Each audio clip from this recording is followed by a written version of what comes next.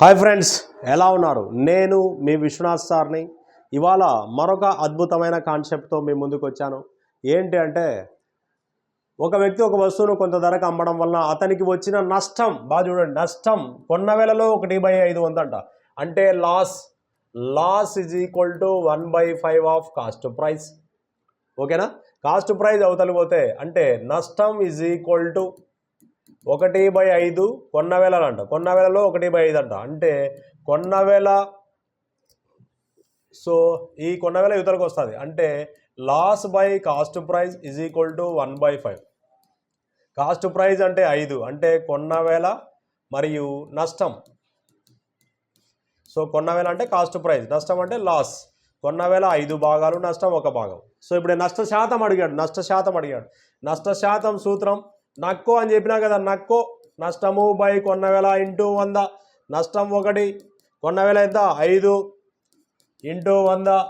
5 1ల 5 20ల, అంటే 20% నష్టం. Second option. So ఇలా చేయాలన్నమాట. ఓకేనా?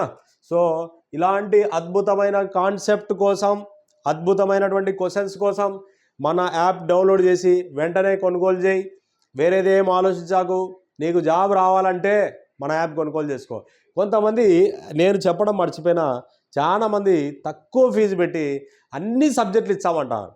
ఒరే నాయన, వాళ్ళు తక్కువ ఫీజు ఎందుకు పెడతారంటే అందులో సబ్జెక్ట్ లేదు కాబట్టి. అర్థమైందా?